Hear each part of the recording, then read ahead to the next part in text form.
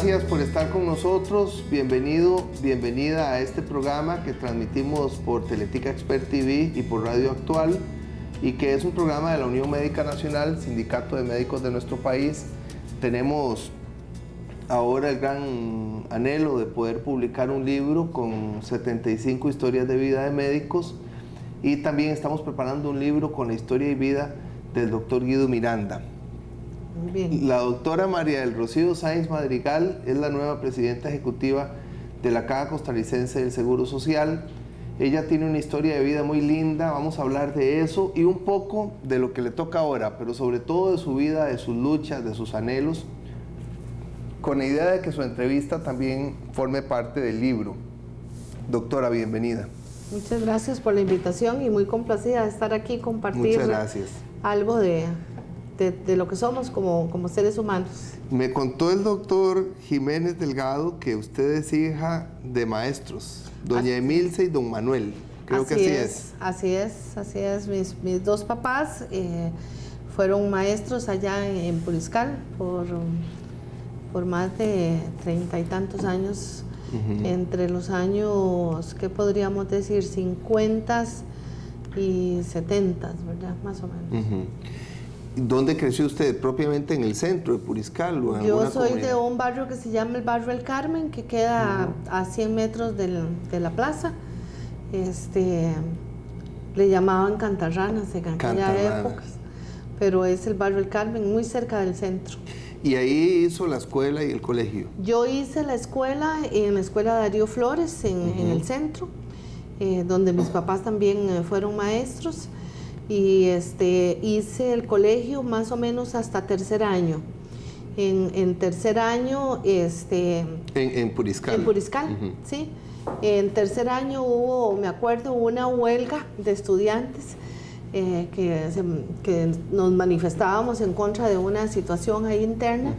Íbamos a perder el año, y entonces mis papás, siempre muy preocupados por la educación, hablaron con un compañero que se llama Willy Marín, que era secretario en el Liceo de San José, y entonces Willy le dijo, no, yo voy a hablar aquí porque Rocío no puede perder el año, y entonces empecé a viajar de Puriscal al Liceo San José para terminar el tercer año, o me quedaba en casa de unos primos que vivían en Barrio México. O sea que usted siempre ha sido activista, rebelde. Sí, ha sido siempre fuerte, digámoslo así. Cuarto año lo hice en Puriscal, porque ya se había resuelto el problema, y para quinto año mis papás se vinieron a vivir a La Juelita, porque mi hermano, que es médico, empezaba a hacer el internado. Sí, él es su hermano mayor. Mi hermano mayor. Cardiólogo. El cardiólogo, exactamente. Y entonces al empezar el chiquitillo estaba apenas para empezar estaba en la escuela, y entonces mis papás dijeron, no, él no puede salir de guardia manejando hasta Puriscal, tenemos que vivir más cerca. Entonces nos vivimos a vivir a La Juelita, y ahí ya me quedaba más fácil hacer el colegio en el Liceo San José, y entonces terminé quinto año en el Liceo San José. Después de esto, ¿usted decide estudiar medicina o ya lo tenía claro desde antes? No, yo lo tenía claro desde antes, prácticamente desde el segundo año yo empecé de colegio, que yo quería estudiar medicina, y que yo quería estudiar medicina, y que quería estudiar medicina, y bueno, ahí me metí en esa aventura de ser médico. Eso es algo que me ha llenado de mucha satisfacción, y en la cual me siento muy orgullosa de ser médico. ¿Cómo la marcó a usted Puriscal? ¿Qué recuerda de ese Puriscal en el que usted creció? Mi mamá me tiene marcada, lo tengo como metido en las venas, ¿verdad?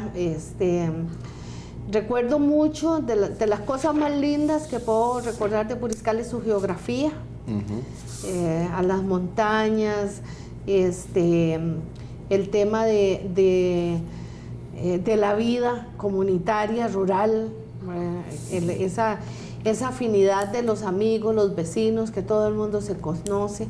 La comida puriscaleña es excelente, y mi madre, que ya falleció, cocinaba maravillosamente. La cuchara puriscaleña es muy de utilizar los productos que estaban ahí. Exacto, entonces los picadillos, las tortillas, las quesadillas y obviamente los chicharrones, que son de lo mejor. Pero sí, tengo muchos recuerdos buenos de mis compañeros de escuela, de mis compañeros de colegio, de mis maestras, de mi hermano el menor, que es muy cercano, una persona muy querida, Edwin Martín, que es abogado. Y ¿Son tres? Somos tres. ¿Usted es la única mujer? Yo soy la única mujer y la del medio. ¿Y dónde trabajaron doña Emilce y don Manuel, sus papás, como maestros? Mis papás trabajajaron en las zonas más rurales de Puriscal. Allá por Zapatón. Salitrales, Santa Marta, Bajo Vadilla, Pozos, Piedades. Mis papás trabajaban. ¿Y viajaban todos los días? No, cuando, por ejemplo, hay una historia que mi papá cuenta muy recién, cuando ellos empezaron, que fueron a trabajar a Santa Marta, recién casados con mi hermano el mayor chiquitito, que se fueron a caballo de Puriscal a vivir allá a Santa Marta porque no se podía viajar. Y cuando llegaron, de ahí a buscar la casa del maestro, ¿verdad?, dónde vivir.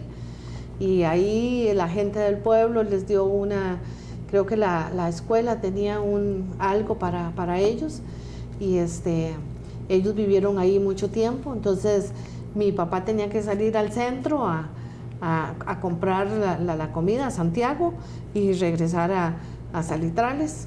Andaban a caballo, es decir, era una vida muy rural. A mí no me tocó, le tocó más a mi hermano el mayor. A mí me tocó más cuando ellos estaban ya un poco más cerca, en Pozos, que todavía era lejos, pero era cerca, y también me tocó cuando ya estuvieron de maestros en la Escuela Darío Flores. ¿Usted estudió medicina primero en la Universidad de Costa Rica?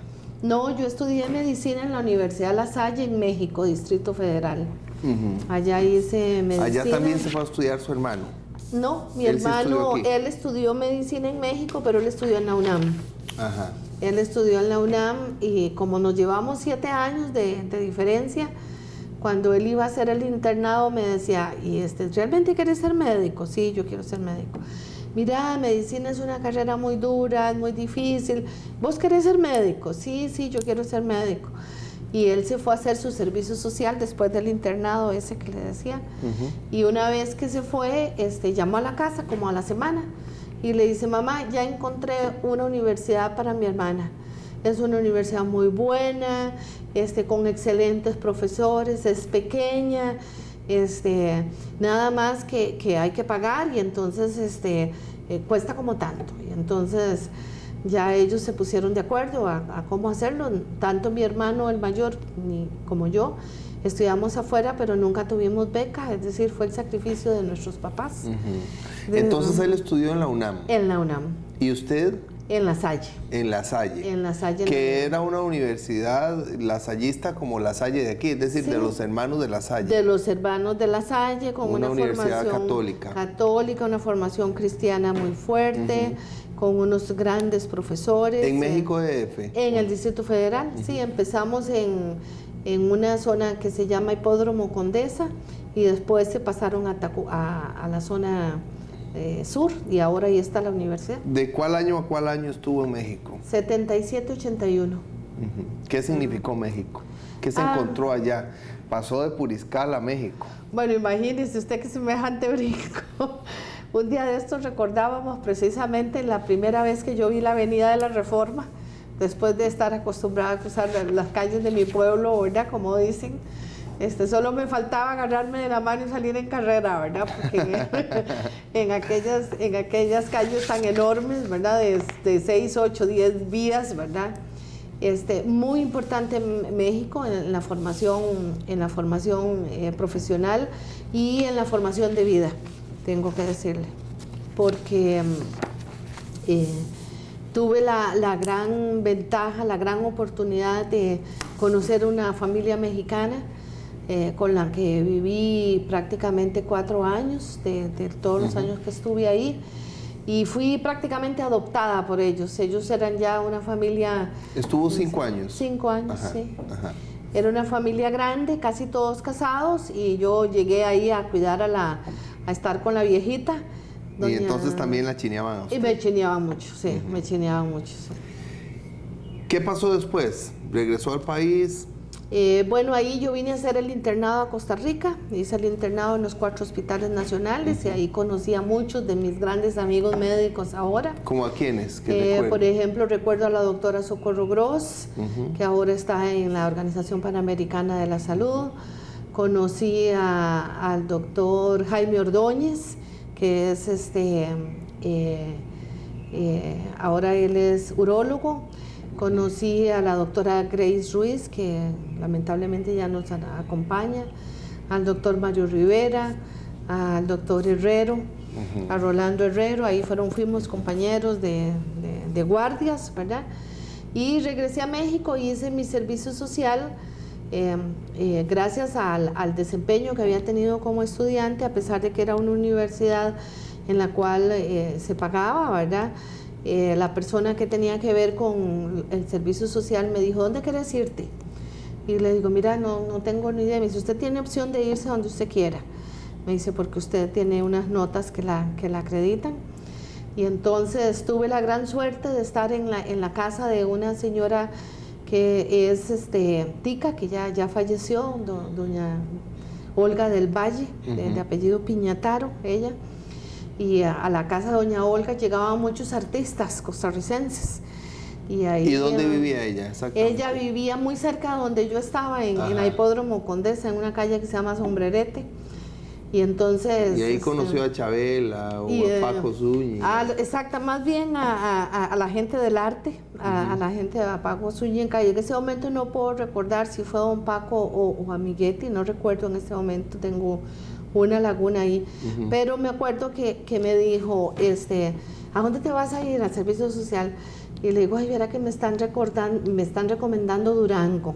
Ay, no, Durango es horrible, me dice. No, Durango hay alacranes y vos no estás acostumbrada. Costa Rica no hay alacranes. Váyase a la Sierra Tarahumara. Me dice, váyase a vivir con los indígenas. Vaya a Chihuahua. Es una experiencia que usted nunca va a olvidar en su vida. Es una zona maravillosa de México. A ojos cerrados yo se lo recomiendo. Y yo fui al día siguiente y le dije, ya sé dónde me quiero ir. Me voy a la Tarahumara, me dice, sí. Rocío, son 24 horas en autobús del Distrito Federal para llegar a Chihuahua y de ahí tienen que tomar un tren para ir a la Sierra Tarahumara. Y le digo, no importa, yo me voy para allá. Y me fui. Eso es una zona muy especial, era una zona de misión religiosa de los jesuitas. Y ellos tenían establecimientos ahí y entonces nos tocaba un área de atención, era una clínica grande con hospital con internamiento y nos tocaba atender de todo lo que hubiese. Entonces ahí hice mi servicio social. Quiero decirle que es una zona que amo y llevo en mi corazón porque ahí me hice salubrista. ¿Qué significa para usted ser salubrista? Porque eso es un detalle muy importante ahora en su trabajo también. Sí, cuando yo digo que ahí me hice salubrista es que atendiendo a la población, sobre todo infantil, en aquel momento pacientes con mucha tuberculosis y diarrea, muy pobres, muy rural, muy dispersos, me di cuenta que a las personas hay que tratarlas con calidad, con respeto, con dignidad, con los mejores recursos tecnológicos. Siempre atendiendo indígenas ahí. Siempre atendiendo indígenas. Pero después de cierto tiempo me di cuenta que eso no era suficiente, que había que hacer algo más, que había que trabajar en la educación, que había que trabajar en la formación, que había que trabajar en la vivienda, que había que trabajar con agua potable, que había que trabajar con el acceso a los servicios de salud, que había que trabajar con la comunidad. Y entonces por eso digo que ahí me hice... Y que la comunidad tiene que integrarse y tiene que aportar. Y tiene que trabajar, tiene que integrarse, tiene que conocer su situación de salud, tiene que reconocer los síntomas tempranamente. Es decir, que no es solamente la provisión de la atención, que esa hay que hacerla en el momento que se requiera, pero que además hay que hacer otras cosas. Y ahí por eso yo digo que me hice salubrista. ¿Cuánto tiempo estuvo en la Sierra Tarahumara? Un año. al año... Sin ir casi al DF porque estaba muy lejos. Viera que como ya me pagaban, ¿verdad? Entonces pude venir a Costa Rica pagando mi tiquete por primera vez. Ya no me lo pagaron mis papás. Y obviamente pasé a saludar a la familia con la que yo estaba y regresé a trabajar el resto del año. ¿Y qué pasó después? Después vine acá a Costa Rica y me tocó hacer el servicio social.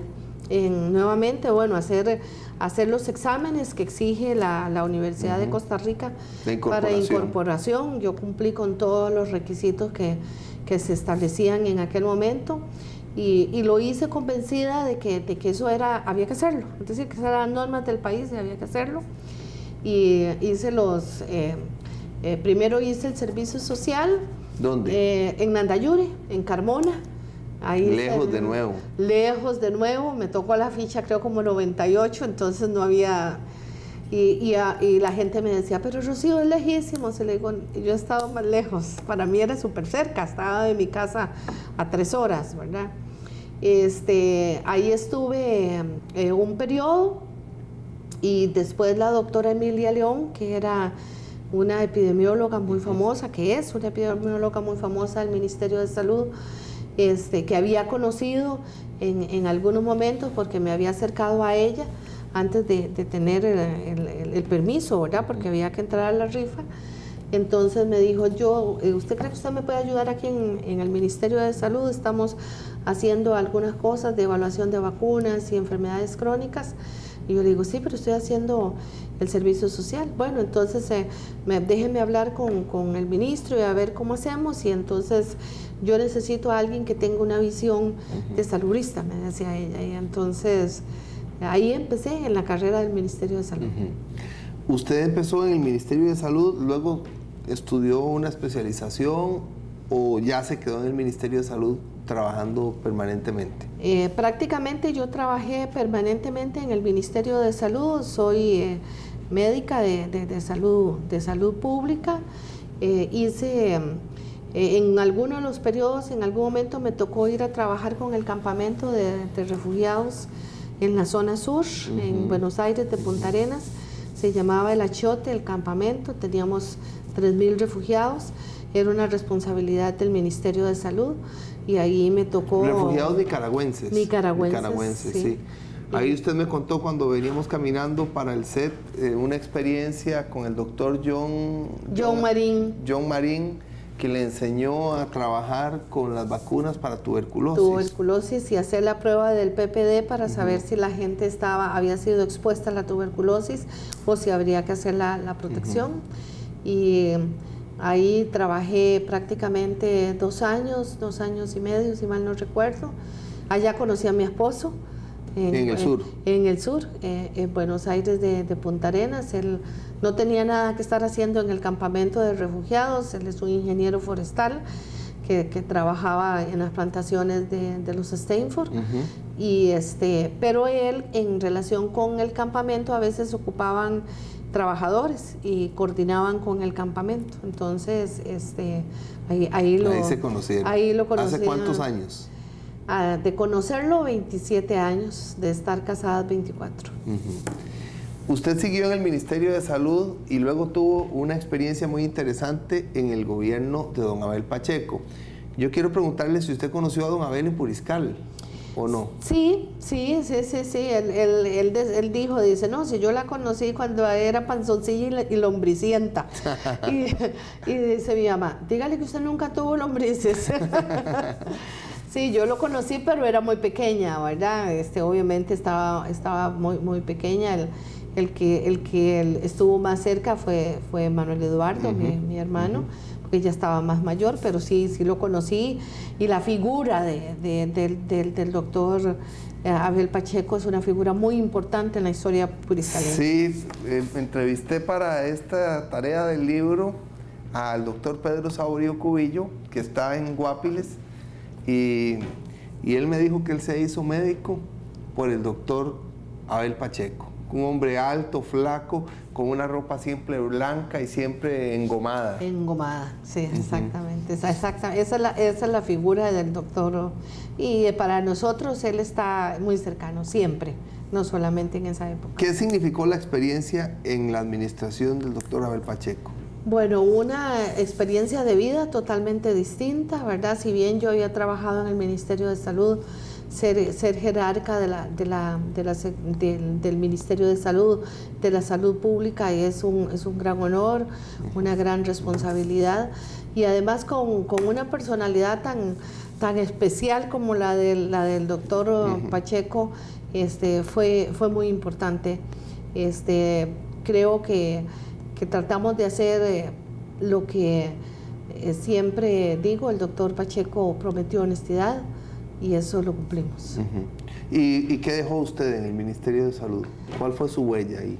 Bueno, la huella que tratamos de dejar en el Ministerio de Salud, eso solo la historia lo dirá, pero era una visión de salud pública, de salud colectiva, de atención a las poblaciones más necesitadas.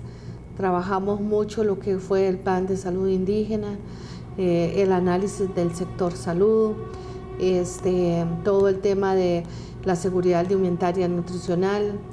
Trabajamos el tema de las enfermedades crónicas y sobre todo yo diría que el trabajo que hicimos fue tratar de colocar nuevamente a la salud pública en la agenda del país.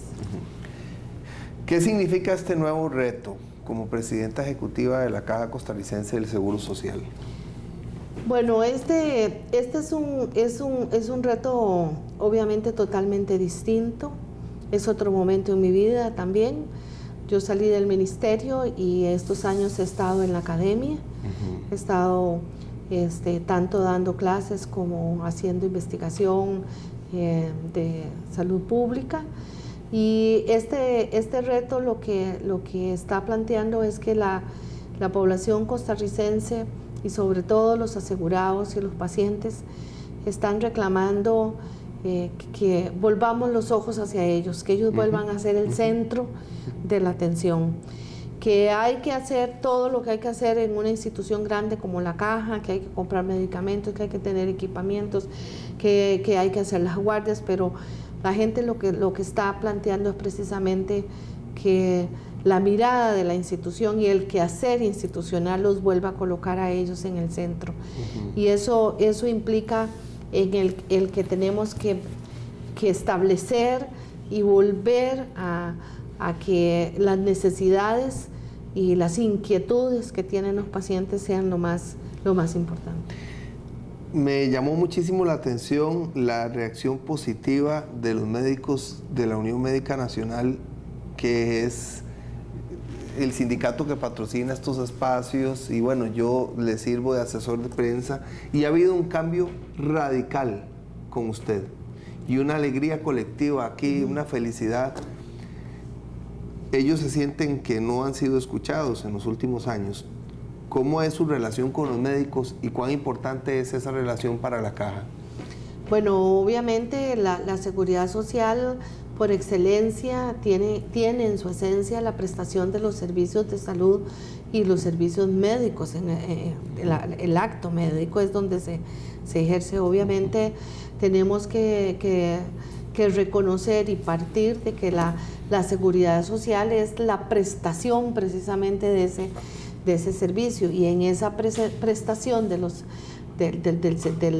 acto médico, el servicio médico, obviamente los médicos somos parte esencial y parte de un equipo de atención en salud, pero digamos, el tema fundamental y el acercamiento tiene que ver en que la gente me conoce, sabe que yo soy una persona de puertas abiertas, que me gusta el diálogo, que siempre y cuando las acciones e intervenciones vayan a colocar a las personas en el centro, yo voy a hacer los esfuerzos necesarios para buscar ese diálogo, y que ahí vamos a estar trabajando de la mano. Los médicos somos parte de la solución. Nos quedan 3 minutos. Me llama mucho la atención la personalidad de don Luis Guillermo Solís Rivera.